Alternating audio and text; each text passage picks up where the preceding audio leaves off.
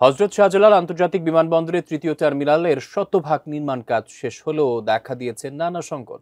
ফলে চালু করা যাচ্ছে না আধুনিক এই টার্মিনাল। এই সংকট নিরসনে কি সিদ্ধান্ত নিয়েছে বিমান কর্তৃপক্ষ? বিস্তারিত জানাচ্ছেন জান্নাতুন নাহার জেরি।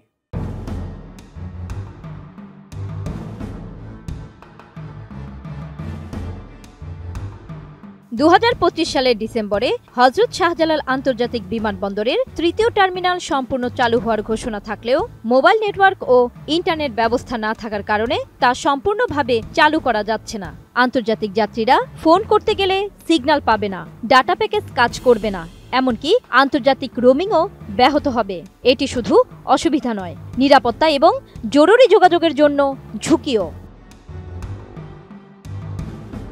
সংশ্লিষ্ট সূত্র থেকে জানা যায়, সমস্যার মূলে রয়েছে civil aviation authority of Bangladesh CAAB এবং Bangladesh telecommunication regulatory commission BTRC এর মধ্যে দীর্ঘদিনের বিরোধ। সিএএবি একটি কেন্দ্রীয় যোগাযোগ ব্যবস্থা চায় যাতে সব মোবাইল অপারেটর একসাথে কাজ করে, কিন্তু association of mobile telecom and trade organization AMTOB বলছে এতে সেবার মান নষ্ট হবে। 2022 সালের এপ্রিল থেকে এ পর্যন্ত অন্তত 18টি চিঠিপত্র বিনিময় হয়েছে, কিন্তু কোনো সমাধান হয়নি। এই বিরোধ 21 সপ্তাহ ধরে চলছে এবং 2025 সালের জুলাই আগস্ট মাসে এটি আরও তীব্রতর হয়েছে। 22,000 কোটি টাকায় নির্মিত স্বপ্নের স্থাপনা থার্ড টার্মিনালের সিলিংয়ের একটি অংশ ভেঙে ফেলার সিদ্ধান্ত নিয়েছে কর্তৃপক্ষ। এত বড় মেগা প্রজেক্টে বিশ্বের নামিদামি আর্কিটেক্টদের সাথে কত ইঞ্জিনিয়ার ছিল, আর তাদের এই ভুলের জন্য আবারও তৈরি জিনিস ভাঙতে হচ্ছে।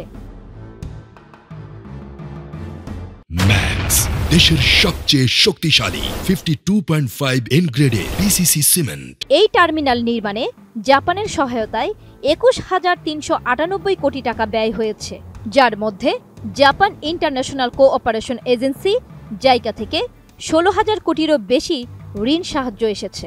সিঙ্গাপুরের স্লোক আর্কিটেক্টসের ডিরেক্টর রোহানি বাহরিনের নেতৃত্বে ডিজাইন করা এই ভবনটি বিশ্বমানের বলে দাবি করা হয়েছিল, কিন্তু বাস্তবে টার্মিনালের ভিতরে প্রবেশ করলে মোবাইল ফোনের কোনো সিগন্যাল পাওয়া যায় না। এটি একটি সম্পূর্ণ ডেড জোন। বর্তমান শতাব্দীতে এমন একটি আধুনিক বিমানবন্দরে যাত্রীরা ফোন করতে বা ইন্টারনেট ব্যবহার করতে পারবে না, এটা অকল্পনীয়। বাংলাদেশ বেসামরিক বিমান চলাচল কর্তৃপক্ষ বেবিচকের একটি জরুরি বোর্ড মিটিংয়ে গত নভেম্বরে এই সমস্যা চিহ্নিত হয়। জান্নাতুন Nahar Jerry, desk report, ATN news.